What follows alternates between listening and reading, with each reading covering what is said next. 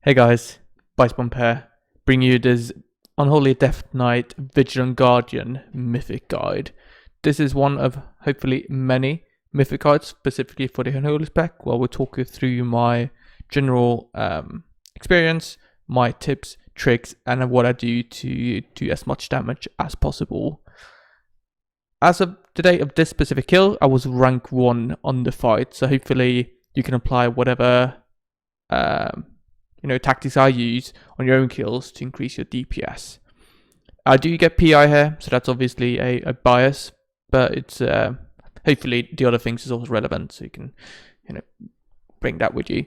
For talents, I run the very normal talent build in the raid. I do pick up Death's Reach is a good one because it helps you grip in the ads, right? But other than that, nothing too fancy. I do run for instance, Monstrosity here, because the Bloodlust phase happens long enough in the future that I don't need the CDR from Deadliest Call, and I get some nice ad damage using it. Let's just jump straight into it, and I'm going to talk you through exactly what I do. So first of all, we're not going to pop cooldowns on this initial ad. The boss is going to come down in a couple of seconds. We want to make sure we have army up for when that happens and pop all our cooldowns on the boss itself.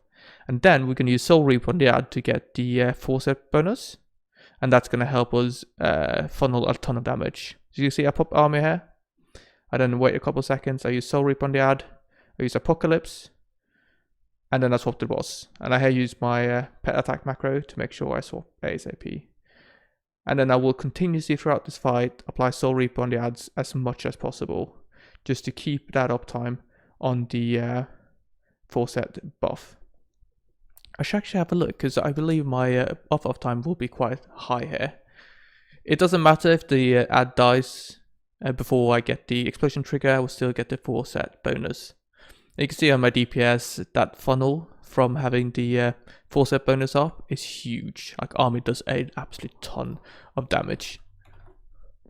We are going to try and leverage Deafening K whenever it's up, but most of all, I'm just going to use Soul Reap on the ads. I'm going to use my Deafening K on them, and then I'm going to funnel all my damage into the boss. You can see how the next set of cooldowns, I'm just going to use Unholy Blight and Dark Transformation and Apocalypse as soon as they come up. Right, very important to pay attention to all the things on the ground, right? That's what's going to kill you. Like, you won't otherwise die unless you get hit by a frontal or something else. I think I missed a Soul Reaper there. It doesn't matter, you can be greedy, right? It's not much of an opportunity cost to use Soul Reaper compared to the gain when you get the explosion. Right, we're moving into the first ad. We are going to have the big explosion coming down here. We need to stand in the circle to avoid it. This is a good point to use aim Z if you want to. We don't need to. We're going to have all the cooldowns we require for this point in the fight. But, talk with your raid leader. See if this is something you want to use. You can see that I keep using Soul Reaper. I don't think I picked up this reach, which is a mistake. So, could have been better there. I had 66% uptime on harvest time on this boss, by the way. So that could give you some good kind of number to aim for. So if you have less than 66, try and be more greedy maybe, or focus more on using Soul Reaper. Sometimes you will miss it, like I just missed one there, but that's fine. Just use it as soon as you can.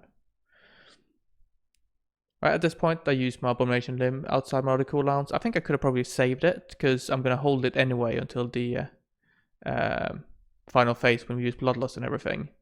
So this means that you have some room to use Abomination Limb without losing a cast overall. Deafening K coming up here. I'm probably going to pop that down and get some nice cleave. Focusing still on those Soul Reap applications. And then Deafening K and start cleaving.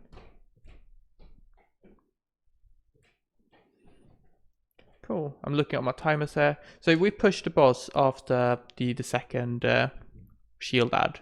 And I think that's probably roughly where you guys are going to be. This gives you plenty of time to get your army ready for when we use Bloodlust. And that's going to be crucial. Like, you have to have army ready. I would go as far as, you know, holding it for like 2 minutes, 3 minutes. Obviously, you don't want to lose a cast overall, but getting that execute bloodlusted army is so significant. You should really play around and make sure you have it. Same thing with IQD. Always make sure to save that for execute army. It's going to be a huge increase. We're going to kill this ad, and then soon we're going to go into the final phase here. So once we use the orb on the boss, it's going to be low enough to reach the final phase. You can see here, it pops down below 30%. I'm not sure if it's 30% or 40 or whenever he does it, but it's now in the final phase. Now it's easy with the Soul Reapers because we're just going to use them as much as possible on the boss itself. We need to figure out one important aspect there, right? I know I'm going to army when he reaches 10%. The question is, do I have time to use my cooldowns before that point? And I'm thinking to myself here that yes, I do. So I'm going to use Unholy Blight, Dark Transformation, and Apocalypse.